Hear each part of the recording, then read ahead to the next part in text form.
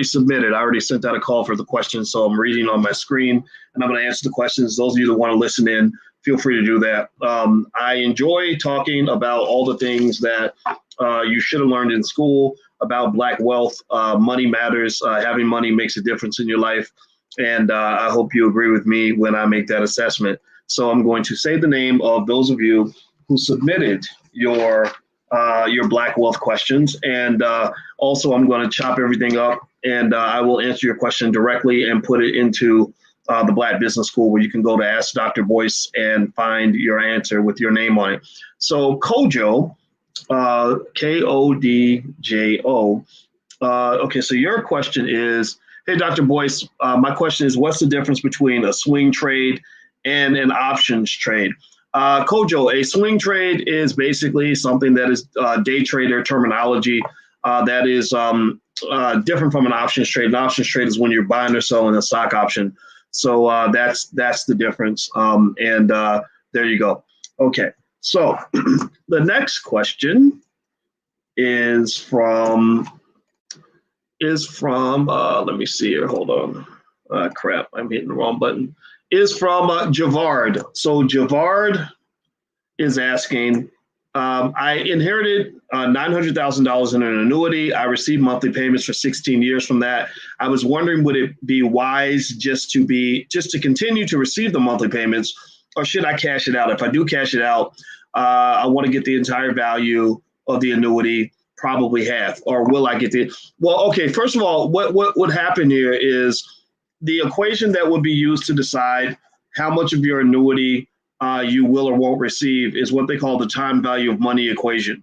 So a $900,000 annuity that says, okay, it's worth $900,000 right now, means that if you're spreading out over 16 payments or 16 years of payments, the total payments is going to add up to more than 900,000, right? Now, if it's 900,000 total, then whatever people offer you now would be less than 900,000. So the answer to that question really is it depends. But I would probably consult with an actuary, go to a bank and ask for an actuary or someone that can actually help you get an adequate price for that annuity. Because if you're not careful, there are companies that will take advantage of people and basically buy their annuities cheap because they really need the money. And so that's what they call in economics, we call that the impatience parameter. If your impatience is high, meaning that you really need the money right now, then you might be duped into taking a bad deal to get your money. So what they're going to offer you, it really depends on the details that I don't have. But I would definitely say I would consult with an actuary or somebody who's unbiased who can give you a second, third, and fourth opinion on whether or not you're getting the right price for that. Also, whether or not you choose to get the lump sum or not really comes down to what you're going to do with the money. I mean, if you're going to take the money and spend it, then maybe that's not the best route. But if you have a business or you want to put that money in the stock market or something like that, then that might make sense. I'm not telling you what to do. This is not investment advice, but that's what I'm seeing based on what I'm hearing from this from you. Okay, so the next question. Let me delete that one here. Okay, being delete. Okay, the next question is from David. Okay, so David says, I'm just starting. I haven't the foggiest idea what to do. I didn't know this was the procedure. I'm on board. However, I'm totally lost. Might need training wheels for a minute. Where to start? Okay, well, the first thing is don't feel bad about starting from the beginning. It's okay. We all start from the beginning. I started from the beginning. There was a time where I didn't know anything about any of this. And so a good place to start, David, might be if you go to firstshareofstock.com. That's firstshareofstock.com. I actually have a free training on how to buy your first share of stock. But then also, and it's free. Anybody that's listening, even if you're not in the Black Stock Market Program, you can get it for free. But the next step is if you go into the blackstockmarketprogram.com, there are a lot of basic videos there. And what I would encourage you to do is just go through the content. I mean, there's so much there. I mean, there's literally enough there to keep you busy for the rest of your life. And that's because I want to over deliver. I want to make sure we cover as many bases as possible. I've been having consistent financial conversations with Black people for many, many years, and I focus specifically on a Black perspective. So I'm not some white guy that's going to tell you a bunch of stuff that doesn't make sense. I'm going to tell you things that actually relate to the specific economic conditions of the Black community. So just log in at theblackstockmarketprogram.com. And those of you who are not in there yet, the first month is free, so you feel free to give it a try and just start watching videos. And over time, what's going to happen is it's going to start making more and more sense. And then also you'll find a basic investing strategy that'll get you moving forward. Another great resource that you can pick up that can kind of help you begin is I have something I put together called the $5 a day investing plan. And the $5 a day investing plan, I think, is a great way to kind of help you invest without overthinking the process, because a lot of people will overthink it and they'll never do anything, which is the worst mistake you can ever make. It's like you're not sure how to take your medication, or whether you should put your pill in your mouth with the right hand or the left hand, so you don't take your medicine at all and then you die. Well, I don't want you to financially die. Most Black people, just so you know, the median Black person in America is going to economically die in the next 30 years. 2053 is the ticking time bomb, where they said Black wealth for the median Black person in America is going to be zero. So what that means when they say it's going to be zero is they're saying that half of you will be on one side, half of you will be on the other. The question you must ask is, which half is my family going to be on? And I want you to answer that in the chat. Are you going to be on the negative side, or are you going to be on the positive side? So there literally is a dividing line appearing in the Black community. So if you go to the allblackagenda.com, again, resources on there are cheap or free. Almost everything there is free. The allblackagenda.com has a link to my $5 a day investing plan, which is a great way for you to get started investing and to invest very small amounts of money consistently and to build an extensive amount of wealth. So that might be a good place for you to begin. All right. So next question. Let me see here. Let me delete this question from this brother. These are all questions that were submitted in advance. So if you want me to answer your question specifically and directly, just sign up at theblackstockmarketprogram.com, and there's a section called Ask Dr. Boyce, and you can submit questions. And I'm reading the questions that were submitted. There's so many in here. There's like 23 of your questions. So I'm literally going to go through all 23 as quick as I can and make sure I give you a thorough answer. The next question is from Lawrence Jenkins. Lawrence says, opinion on Jumia. Is it overpriced at this point? I was thinking about opening a position. Let me just say this. I'm not telling anybody what to do, but I will say I love Jumia. I love Jumia stock. I'm an investor. I'm long-term. I'm in it. I buy more and more. Somebody asked me this. So Dr. Boyce, what do you do when the stock market goes up? I said, I buy more stock. Well, Dr. Boyce, well, what do you do when the market goes down? I buy more stock. My actions don't really change that much based on temporary market conditions. I'm pretty consistent. My goal in life, and I tell my kids this, is that if you want to be successful, you got to be consistent. You got to be sturdy. You can't whiffle waffle based on which way the wind is blowing. So I don't do that stuff. I don't do that. I don't go with the wind. I move from within, right? That rhyme. That was kind of cool. I'm dropping bars today.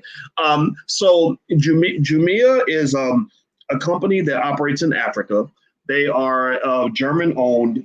They are considered to be, in the eyes of many, the Amazon of Africa, which is a scary thing given that they're owned by Germans. But I did buy stock in the company. I started buying the stock when it was like maybe 20. It's now about 65, which has made me and Alicia very happy. And also, I originally, my attention was thrust onto the stock because the premium on the stock options was pretty high. So I believe in Jumia. So I can't predict what's going to happen with Jumia stock. I'm not here to do that. I don't make predictions like that because no one really can. But if it goes down, then you and I will be going down together. So if you want to know more about what I was talking about, the stock options, the stockoptionsmasterclass.com is a place where you can go. I have a whole masterclass there, and feel free to go take a look if that's something that you're interested in. And as you know, I don't teach stuff like everybody else. I kind of, having a PhD gives you some superpowers that most people can't really match. So next question, let me delete this. Let me get Mr. Jenkins out of here. Lawrence is my brother's name, by the way. That's a great name. Okay. So the next question is from Lewis Barron.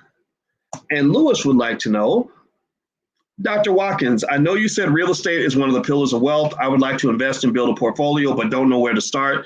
Should I go with the Black REI Group?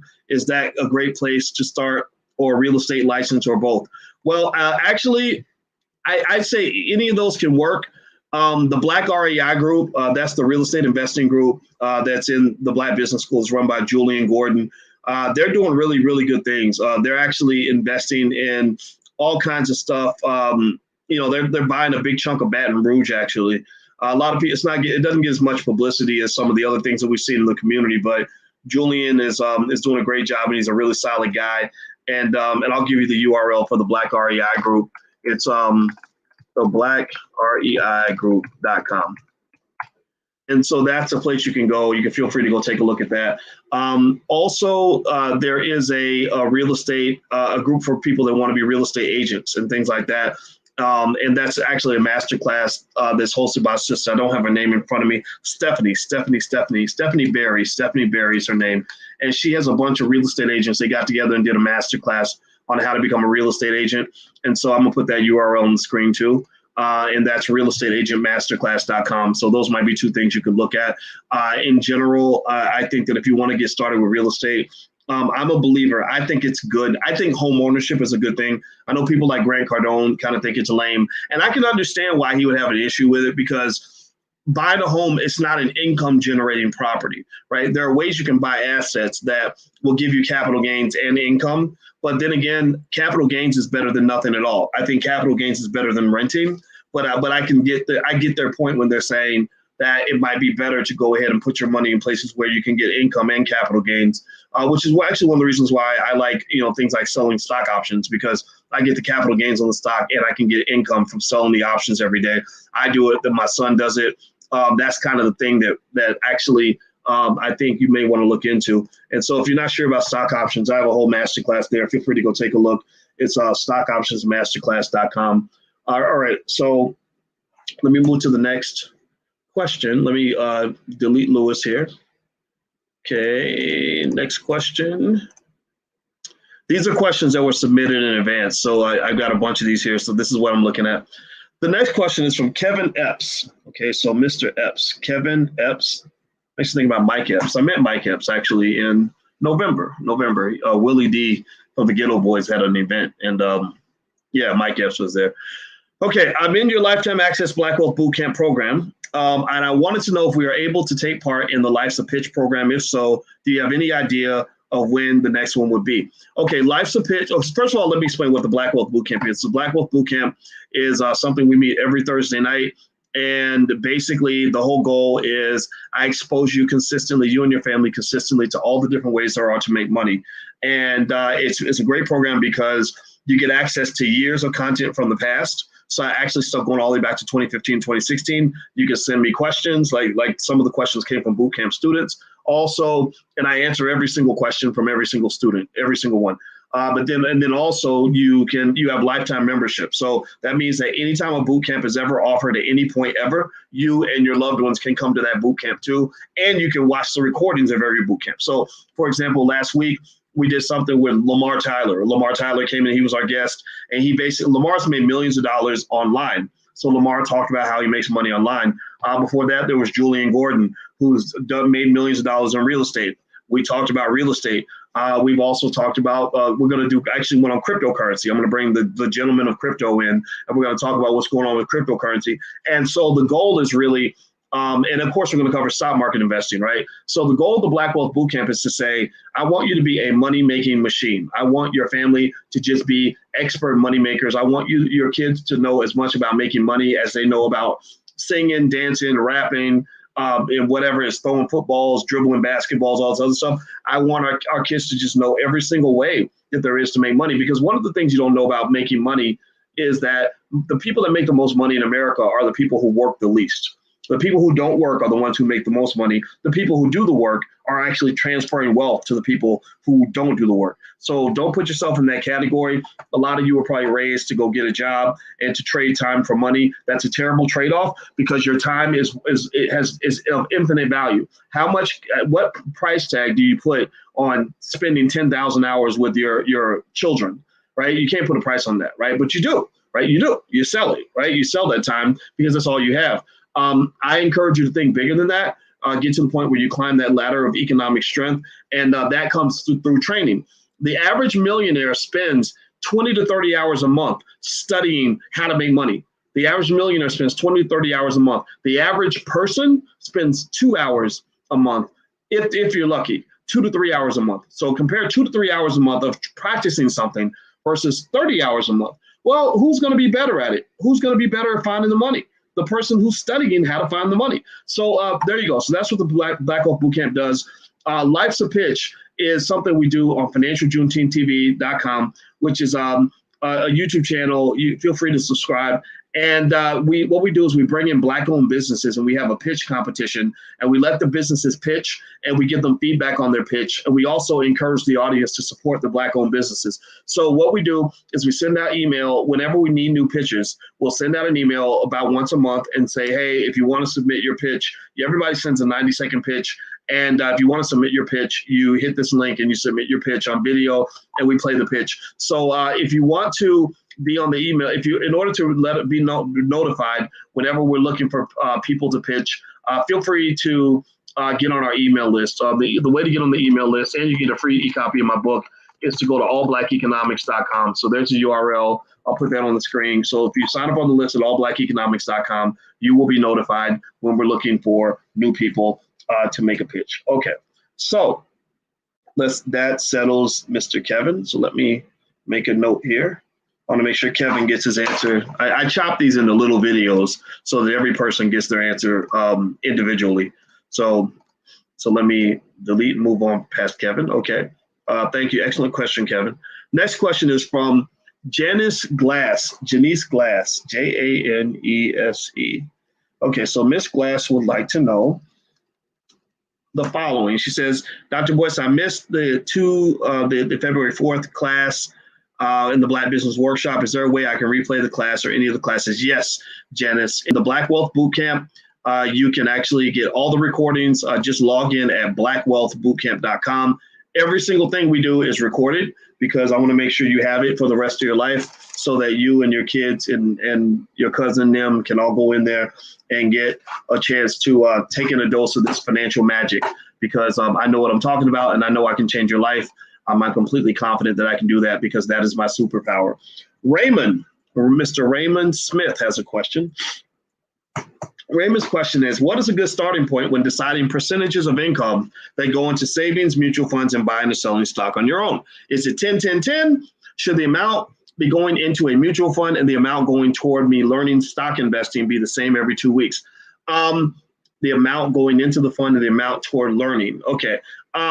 Okay, let's see. So savings, mutual funds, and buying, selling stock. Well, mutual funds, I mean, when you buy mutual funds, you're buying stock, right? Because all a mutual fund is a collection of a bunch of stocks. Mutual funds are great because they're really good for people that don't want to sit and obsess over what any one individual stock did. It's for people that want to basically what they call set it and forget it. So if you're a set it and forget it kind of person, then you might want to just do mutual funds and just have an automatic amount of money go into the fund every week. If you do that consistently, time says that you're going to be wealthy. It's, give it 20 years, 10 to 20 years, you're going to have more money than most people. I don't care what your income is. That's what the $5 a day investing plan shows you. Is it shows you mathematical magic that is not believable to people who don't understand mathematics. But I know mathematics. My master's is in math and mathematical statistics. I taught math at the University of Kentucky, and I can tell you that this math is accurate. And basically, what happens with compound interest is it's a very sneaky thing. You're engaged in this really slick accumulation process that almost surprises you when you see how much wealth can actually be accumulated through consistent investing. It's almost like when you have a newborn baby. Has anybody ever seen a newborn baby, and the baby is so small that in your mind, you can't even imagine that baby growing up into a grown man? And then literally 20 years later, your son walks in, he's got a beard and a deep voice, and he's, and he's got a girlfriend, and you're like, how did this happen? Like you were a little baby last week. Well, that's how money is. Money's like that little baby. Money grows literally. And this is not me being cute with this analogy. The equations that we use to calculate how money grows, did you know those equations actually come from biology? Those are biology equations that determine how plants grow, how an animal grows. Literally, like literally the same equations that biologists use to predict how much a tree will grow after a certain amount of time, it can be derived directly and connected to the equations we use to describe how your wealth grows. So, but the key is if you don't plant the damn seed, then you won't have a harvest. If you don't plant the seed for the baby, if the baby's never born, then the baby can't grow. So y'all need to make the baby grow. You need to plant the seed. You need to think about your future. If you don't plant a seed, then you have no harvest. Game over for you, game over for your kids. Do not do that. Do not be stupid like so many other people out here who don't even plant a seed. So to answer your question specifically, Raymond, I'm going to just tell you this. 10-10-10 is fine. I don't care what your rule is. You know, it's like Wade Houston. Wade Houston was this great basketball coach who used to coach at the University of Louisville. And I remember Wade Houston was talking about, they were like, so Wade, which is better, to run this kind of offense or that kind of offense? Wade said something really smart. Wade said, it really doesn't matter which offense you pick as long as you run it precisely, as long as you run it well. He said, you know, if you run this offense or that offense, who cares? If you run it badly, then bad things are going to happen. If you run it well, you're going to be fine. So whether you do 10-10-10 or 5-5-5 or 5-10-5 or 5-40-20, that's not the issue. The issue is, are you going to pick a number and be consistent so you can at least plant those seeds and let those seeds grow, right? So a lot of people, you know, so I don't even know if I would even necessarily feel the need to distinguish between saving and investing and mutual funds. Investing in stocks and mutual funds are kind of the same thing. So you can actually lump that in the same category. Saving is connected to investing. The difference is that when you save, your money is sitting still. It's not growing. When you're investing, your money's moving. Your money's working for you. I don't keep a lot of money in my savings account because my stock market assets are very liquid. I can hit a phone. I can pull out my phone and get on an app and literally have cash in my bank account tomorrow, right? So I wouldn't get so caught up in stocks versus savings. The only thing about stocks, though, is that stocks can have volatility. So you want to be really careful. Make sure you spread your money out. And so it may not always be the right time for you to sell. So that might be an argument to keep at least a little bit of cash on hand, but, you know, for emergencies, you know, stuff like that. And by the way, I don't know if you guys know, I actually have a Twitch account. If you're young and you like Twitch, I heard that like all the teenagers and stuff like Twitch, and my God, our young people need to learn how to invest. So I created a Twitch account, and I happen to be a gamer. I happen to play Call of Duty. So I actually play video games on my Twitch account and talk about stocks and stuff like that. So if you want to follow me, you can go to drboycetwitch.com. That's the URL. Or my Twitch tag is Bo Watkin, BOWATKIN. So follow me on Twitch. So I have some friends on there. All right. So next question. Let me see here. Okay. So the next question, let me move on past my friend Raymond. The next question is from, and by the way, these are questions that were submitted in advance. That's why I can't answer questions in the chat because I'm trying to look at these. All right, so Rajini McCrae, that's an interesting name, Rajini. I'm gonna write this down because I'm gonna send this video right back to you, Rajini. McCrae. Hello, Dr. Boyce. Thank you for all you do. Please share your thoughts on having an LLC for a minor in New York City. Should I have it in our daughter's name with us as her guardian or in our name? You know, you can put an LLC in your child's name, you know, maybe as a vanity sort of thing. So the child actually, because here's the thing, when you put your kids in a space where they're making money and they're doing business, it makes them feel good. It does something special for their self-esteem. It's not about the money. Who cares about the money? The kid is 12. What does a 12-year-old need with a lot of money? It's really about giving your child wealth up here, psychological wealth, emotional wealth, spiritual wealth. When you get a 12-year-old and you show a 12-year-old how to make money as like a grown-up, like where I have kids in our Black Millionaires of Tomorrow program that literally made $60,000 this month. Like one mother told me her son made $60,000 in the stock market. That does something to your brain. That does something to your brain. That exposes your child to a lifestyle and a reality that can't be matched by just getting a job working for some white man somewhere. They're not trying to do that now.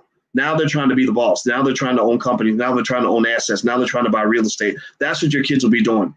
So I would say to you, you know, sure, if you want to get the LLC in your child's name, that's fine. You're the guardian. You know about all that. But when it comes to actually having your child in control of assets, I'm not a big fan of that because kids are stupid. They just, I mean, I'm sorry, I'm not, that probably sounds mean the way I said it, but my kids love them, but sometimes they're stupid. When I was a kid, I was stupid compared to being an adult. Your brain isn't even halfway formed. I mean, who can operate with two-thirds of a brain anyway, right? So when you give your child access or control of a lot of money, they're going to be tempted. Their ability to delay gratification isn't there yet. It's not fully formed. They don't have discipline yet. So they do silly things like fall in love with some girl and give the girl all the money so she can get her car fixed. Like, well, I'm talking about a stupid kid I knew by the name of Boyce Watkins who did that, who literally did that. And my grandma literally wanted to come to my house and murder me in my sleep, but I was in love, right? That was the love of my life, or so I thought at the age of 17. So I don't believe in giving children control of resources until they're old enough. 25 to 30 is a time to start sprinkling that money on them. So you got the newborn baby. My brother had a baby this week. We put money into the baby's account. That money's going to grow for the next 25 years. When he's between 25 and 30, we'll just start kind of sprinkling it on him. We won't even let him know how much it is. Like, we're going to slowly but surely evaluate and determine his maturity level, because I'm not going to give a whole lot of wealth to a crackhead or somebody who's going to go do stupid stuff with it. That's your money. You work for that. You got to protect that. If you can't protect that, then you're going to lose it. So I hope that answers your question.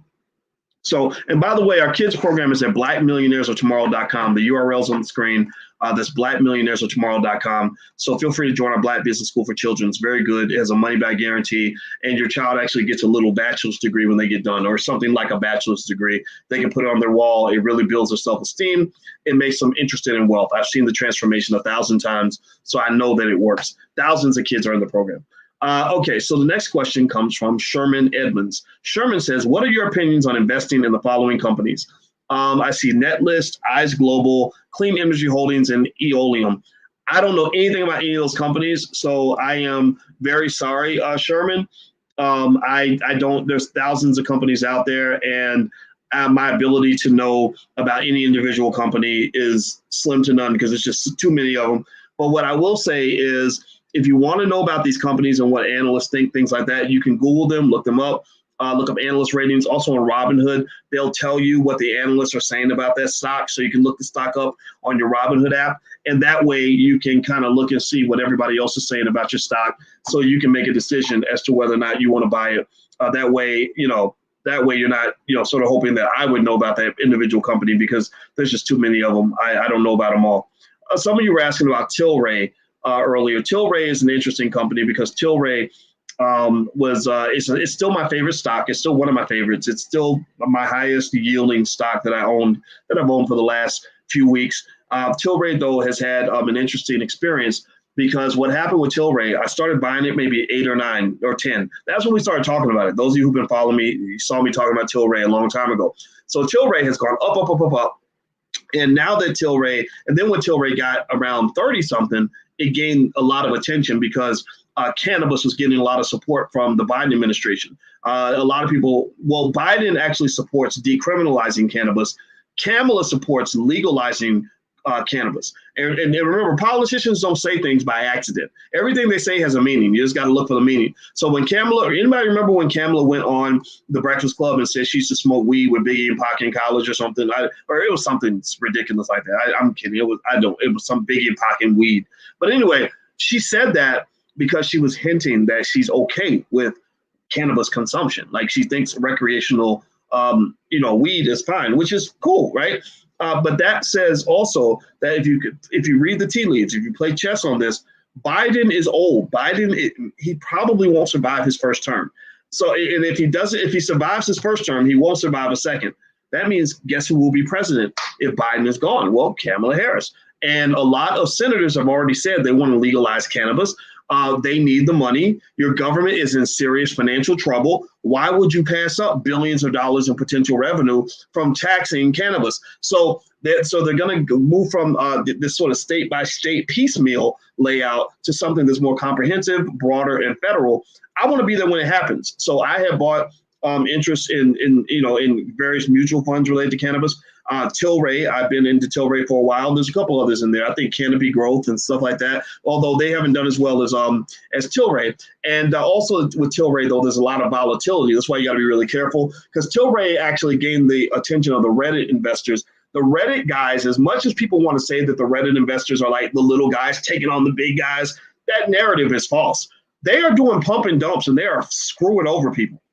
When they're doing these pump and dumps, they're pushing the price up, and then they're selling before the price goes back down.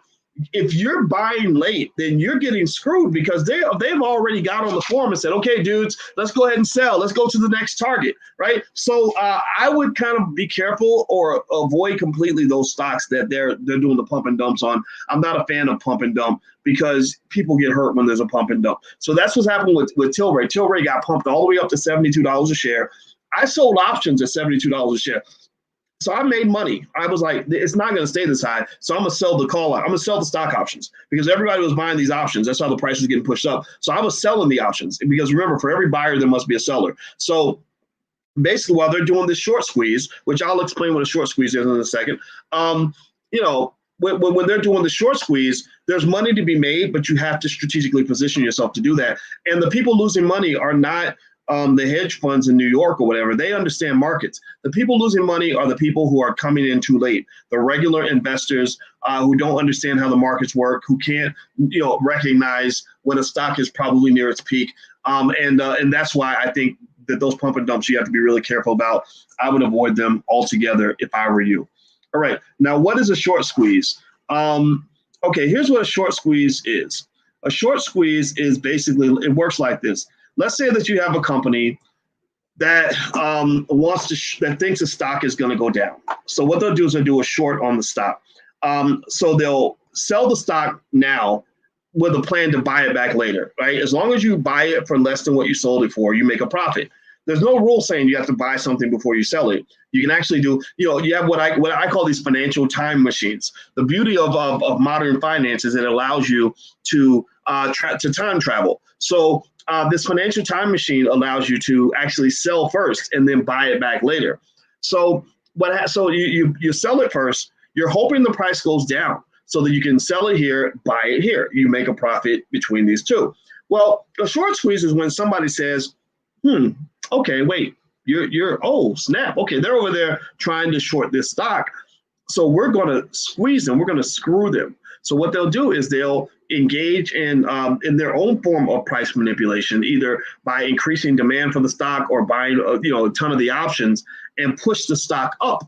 So the short seller is like, holy crap, the stock is going up. I'm losing money. Every dollar the stock price goes up, I'm losing money on my investment. So eventually they have to come in there and cover their short positions, right? So they'll come in there and they will start buying the stock back in order to cover their short position to minimize the losses, stop the bleeding. But what that does is that actually pushes the price up even further, right? So ultimately, or people that are even selling the stock options have to buy a certain number of shares in order to hedge the short sale, right? When people sell stock options, they don't want to do what are called naked selling. They want to do covered calls. That's what you sell. That's all options terminology. Don't worry about that. But in order to balance it out, they have to buy a certain number of shares to maintain that balance, which increases the demand for the stock. So if everything else is equal, when you increase the demand for an asset, you're pumping the price up. So that's how a short squeeze works. So they were kicking their butt with the short squeeze.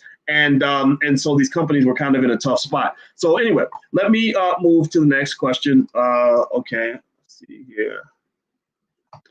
Okay, so the next question is from Fredia King. I'm going to write Fredia's name down because Fredia, I'm going to send you this video back. And those of you who want your questions answered directly each week, I do this every single Sunday.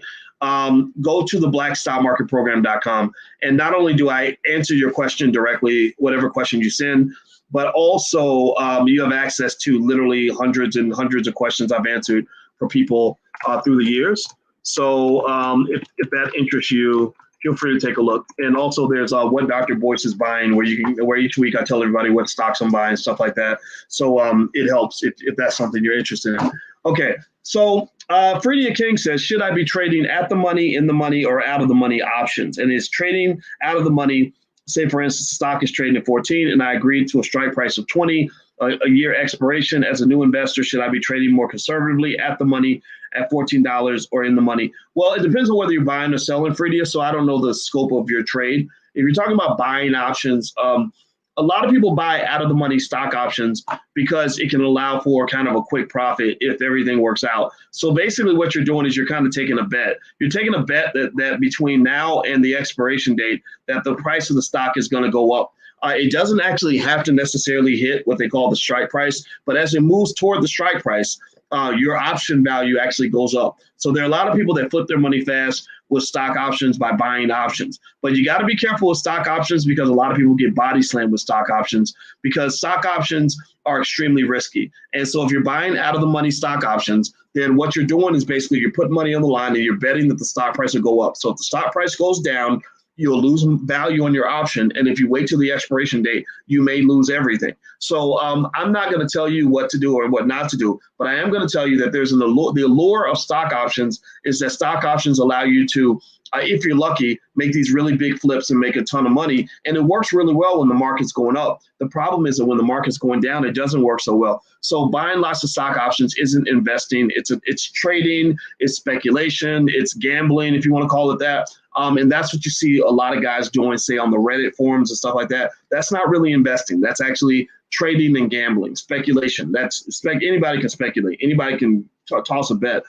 Investing is more of a long-term thing. So it's like the difference between having sex and making a baby, right? Sex is fun, sex is exciting, but having sex doesn't make you a parent. And so those are two. So you want to make sure you always know the difference. And also remember with options, for every buy, there can be a sell, right? There must be a sell. So I don't buy options that much. I sell them though. I love to sell options because what happens is instead of being the gambler, you get to be the house. So I'll take the house bet. I'm like, hey, if you want to gamble with your money, pay me. I'll let you gamble with my stock. We'll make a bet. And if the bet wins for you, then fine. You can own my stock, but I'm going to get paid regardless. I'm making my money regardless. I get paid when you buy the option from me, and I get paid if the stock price hits the strike because I own a piece of that, right? But you can have the rest. Like you can, do whatever. So I would encourage you to sort of, if you're going to learn options, learn how to use them on all sides of the trade, not just one simple, I'm going to buy a stock option or whatever kind of thing, because a lot of people go broke that way. The Stock Options Masterclass, that's the URL on the screen, stockoptionsmasterclass.com. If you'd like to jump into our masterclass, it's really good. I haven't done a live masterclass in a while, but the recording of the last one I did is right there, and a lot of people like it, so feel free to take a look. Okay, next. Okay, let me see here. Okay, let me make sure Fredia gets her answer. So, okay. All right, so next question. Okay, Kojo. I think I already answered your question, Kojo. So I'm going to delete Kojo's question. Okay, so the next one is from Charles Davis. Okay, so Charles Davis. All right, so Charles would like to know, if I use Webull, the Webull app, I want to implement the $5 a day program. I buy stocks every chance I get, but I'm not clear on where and how to put that money in the market. To achieve those results from your $5 a day book, it sounds like a silly question. Please walk me through. Thanks, Dr. Boyce. Okay, so the $5 a day investing plan was something I put together because there were too many people who believe Black people are destined to be mediocre and broke. And so because they would fight with me on the internet and tell me that it's impossible for Black people to build wealth, I created the $5 a day investing plan for all the poor, pathetic people that have no self-esteem, who don't believe Black people can do anything. I believe Black people personally I believe we have superpowers. I believe we can do anything we put our minds to, but I understand not everybody is there. So if you go to theallblackagenda.com, theallblackagenda.com, you'll find the $5 a day investing plan, which is really, really good because it lays out a very simple way that any of you can build any amount of wealth that you want. And so basically, it really comes down to having a consistent amount of money that you're consistently putting into the stock market in a diversified way. If you do that consistently over any 20, 30-year period in American history, any person who did that, even if it's a small amount, like $30 a week, $40 a week, less money than a lot of people spend on clothes, shoes, groceries, Air Jordans, whatever, fast food, whatever the number is, then you would actually be in the top maybe 30% of all Americans, because most Americans to this point haven't really even participated in the stock market.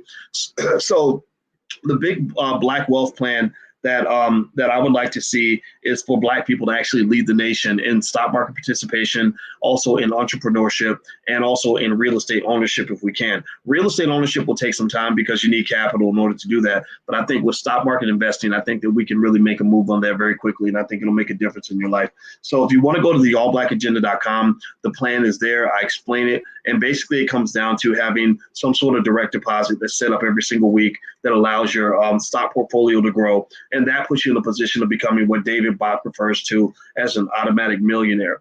Automatic millionaire, these are millions of people, hundreds of thousands anyway, that basically are regular people. They drive pickup trucks. They're just regular people like you and I, but they secretly become millionaires by investing consistently over time, and they use time in their favor. So go be an automatic millionaire. Fast money doesn't work. Slow money usually does. In fact, it's really funny. I was on Twitter the other day arguing with some people when I told them that most rappers I know end up broke, and they were literally trying to argue against me. They were using examples like Drake. And I'm like, really? You think most rappers end up like Drake? Are you serious? Like, you're really that delusional that you really think that most Black rappers end up like Drake? Like, do you understand Drake is 1 in a million? Are you kidding me right now? Like, that's your plan? Like, that's your financial plan is I'm going to be the next Drake? So clearly this is not a conversation we're going to have, because I'm just going to make you mad because some people just get mad when you give them reality. So it's the slow money that works the best, not the fast money. Fast money only happens if you get lucky. Slow money comes if you're smart. So I'd rather be smart than lucky any day of the week. Okay, so I'm going to back out for now. I hope that this helps you. I hope this conversation benefited you in some meaningful way. If you'd like a free e-copy of my book, It Takes a Village to Raise the Bar, feel free to go to allblackeconomics.com. That's allblackeconomics.com. Also, if you want to take a look at some of the links. I know somebody said that there's a lot of URLs that I have, and I get confused. And I agree. I'm a very confusing person. I'm a very weird man. I know this. I accept this. I embrace this. So if you want to see a bunch of URLs, try going to the allblackagenda.com or boycewatkins.com. There's stuff there. So I have stuff kind of everywhere. And so I just want to help you, and I want to see you do well. So God bless you. Thanks for listening. It was a lot of fun, and I'll see you guys soon.